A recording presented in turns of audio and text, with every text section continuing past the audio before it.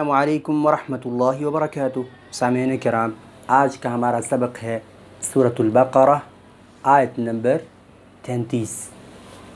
اعوذ باللہ من الشیطان الرجیم، بسم اللہ الرحمن الرحیم۔ قال یا آدم انبئهم بأسمائهم فلما أنبأهم بأسمائهم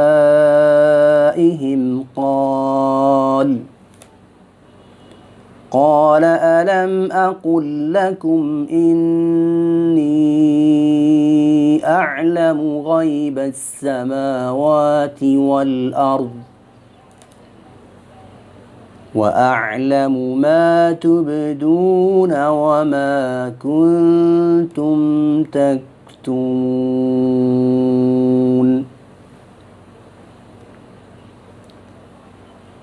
قال، تو فرمایا اللہ تعالیٰ نے، یا آدم، اے آدم۔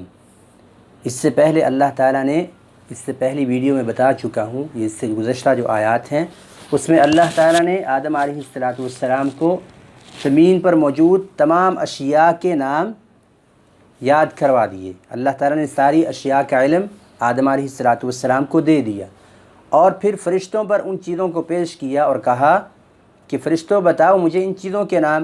تو فرشتے لاجواب ہو گئے اور انہوں نے اللہ تعالیٰ سے معافی مانگی۔ تو اللہ تعالیٰ نے پھر آدم علیہ السلام کی عظمت اور برتری کو فرشتوں پر ثابت کرنے کے لیے فرشتوں کے سامنے ہی آدم علیہ السلام سے فرمایا، اے آدم انبئہم، خبر دو ان کو، بتاؤ ان کو، انبئہم، بتاؤ ان کو، باسمائہم، ان اشیاء کے نام۔ اے آدم، ان کو ان اشیاء کے نام بتاؤ۔ فلما، پس جب، انبأہم، بتایا ان کو، آدم علیہ السلام نے، یعنی کہ فرشتوں کو آدم علیہ السلام نے ان اشیاء کی خبر دی، باسمائہم، ان چیزوں کے نام، انبأہم، بتایا ان کو، باسمائہم، ان اشیاء کے نام۔ قال، تو اللہ تعالیٰ نے فرمایا، الم، کیا نہیں، اقل لکم، میں نے کہا تھا تمہیں، انی، بے شک میں، اعلم، جاننے والا ہوں، غیب، غیب، السماواتی، آسمانوں کا، والارض، اور زمین کا۔ گویا کہ اللہ تعالیٰ کے علم میں تھا کہ میں آدم کو چیزوں کے نام بتاؤں گا، اس کو علم دے دوں گا اشیاء کے نام کا، تو پھر یہ میرا بندہ جو ہے ان چیزوں کے نام فرشتوں کے سامنے ان چیزوں کے ناموں کے اسماء کا اظہار کر لے گا۔